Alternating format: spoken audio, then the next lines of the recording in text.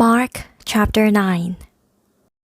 And he said to them, I tell you the truth, some who are standing here will not taste death before they see the kingdom of God come with power. After 6 days, Jesus took Peter, James, and John with him and led them up a high mountain where they were all alone. There he was transfigured before them. His clothes became dazzling white, whiter than anyone in the world could bleach them. And there appeared before them Elijah and Moses, who were talking with Jesus. Peter said to Jesus, Rabbi, it is good for us to be here. Let us put up 3 shelters, one for you, one for Moses, and one for Elijah. He did not know what to say. They were so frightened. Then a cloud appeared and enveloped them, and a voice came from the cloud, This is my son, whom I love. Listen to him. Suddenly, when they looked around, they no longer saw anyone with them except Jesus. As they were coming down the mountain, Jesus gave them orders not to tell anyone what they had seen until the Son of Man had risen from the dead. They kept the matter to themselves, discussing what rising from the dead meant. And they asked him, Why do the teachers of the law say that Elijah must come first? Jesus replied, To be sure, Elijah does come first and restores all things. Why then is it written that the Son of Man must suffer much and be rejected? But I tell you, Elijah has come, and they have done to him everything they wished, just as it is written about him. When they came to the other disciples, they saw a large crowd around them and the teachers of the law arguing with them. As soon as all the people saw Jesus, they were overwhelmed with wonder and ran to greet him. What are you arguing with them about? He asked. A man in the crowd answered, Teacher, I brought you my son, who is possessed by a spirit that has robbed him of speech. Whenever it seizes him, it throws him to the ground. He foams at the mouth, gnashes his teeth, and becomes rigid. I asked your disciples to drive out the spirit, but they could not. Oh, unbelieving generation, Jesus replied, How long shall I stay with you? How long shall I put up with you? Bring the boy to me. So they brought him. When the spirit saw Jesus, it immediately threw the boy into a convulsion. He fell to the ground and rolled around, foaming at the mouth. Jesus asked the boy's father, How long has he been like this? From childhood, he answered.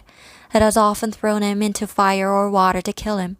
But if you can do anything, take pity on us and help us.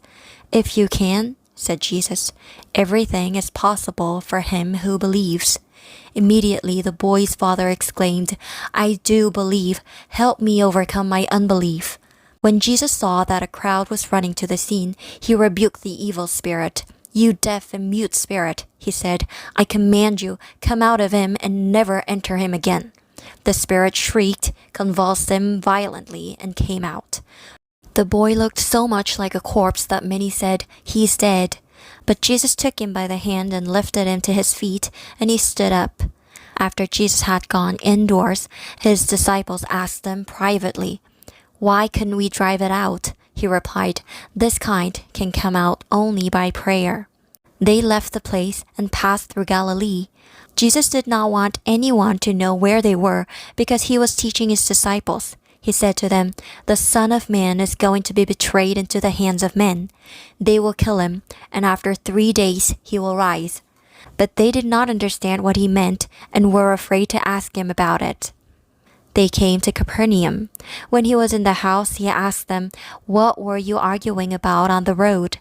But they kept quiet because on the way they had argued about who was the greatest. Sitting down, Jesus called the 12 and said, If anyone wants to be first, he must be the very last and the servant of all. He took a little child and had him stand among them.